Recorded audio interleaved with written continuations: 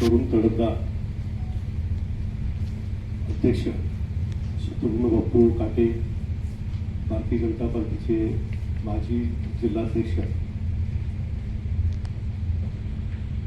सदाशिवराव खाडे, माजी नगरसेवक मौलवी थोरात, विजयराव सिंकर, उपस्थित पत्रकार बंधू वगैरे, नरेंद्र मोदी सरकारला 12 वर्ष पूर्ण झालेली आहे. 12 वर्ष म्हणजे एक तप आणि मिळालेली सत्ता ही उपभोगासाठी नसून तप साधनेसाठी आहे.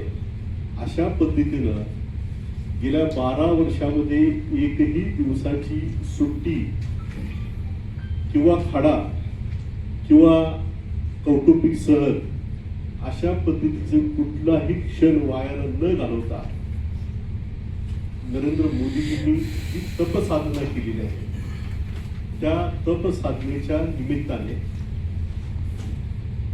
आणि विकसित भारताचं स्वप्न जे त्यांनी पाहिलेलं आहे त्याचा संकल्प सामुदायिकरित्या करावा या श्रद्धा भावनेने अधिक मास आहे आणि या अधिक मासामध्ये भगवान विष्णूचा अवतार नरसिंहा ज्याने हिरण्यकश्यपूचा वध केला आणि धर्म संवर्धन केलं, अशा शौर्याचं प्रतीक, धर्माचं प्रतीक आणि अधिक मासाचं पावित्र्य लक्षात घेऊन या नरसिंह महायज्ञाचं आयोजन केलेलं आहे. हा देश परमवैभवला गेला पाहिजे आणि या देशाची संस्कृती विश्ववंदनीय झाली पाहिजे. ज्ञानोबा माऊलींनी जे परमेश्वराकडे पसायदान मागितलं त्या विश्वाचं कल्याण त्यांनी पाहिलं. तोच विचार घेऊन आणि रयतेच्या देटाला सुद्धा धक्का लागला नाही पाहिजे असं छत्रपती शिवाजी महाराजांनी जे सांगितलं तो आदर्श मानून या देशाचे आदरणीय पंतप्रधान नरेंद्र मोदीजी गेली 12 वर्ष सत्तेची तपसाधना करीत आहेत आणि त्यासाठी संपूर्ण देशभर भारतीय जनता पार्टीने अंत्योदयाचं तत्वज्ञान प्रत्यक्षात जगण्यासाठी आणि प्रत्यक्षात राबण्यासाठी शेवटच्या माणसापर्यंत नरेंद्र मोदी सरकारच्या काळामध्ये 12 वर्षाच्या काळामध्ये ज्या योजना राबवल्या गेल्या त्या शेवटपर्यंत पोहोचवण्यासाठी आम्ही अभियान छेडलं आहे आणि त्या अभियानाचा भाग म्हणून संस्कृतीचा धर्माचा भाग म्हणून आम्ही या ठिकाणी कात्रजच्या इस्कॉन मंदिरामध्ये भव्य असं मंदिर आहे, भव्य असा सभामंडप आहे आणि त्या ठिकाणी कार्यकर्त्यांनी लक्ष्मीनारायणच्या रूपामध्ये पती पत्नीनं त्या ठिकाणी या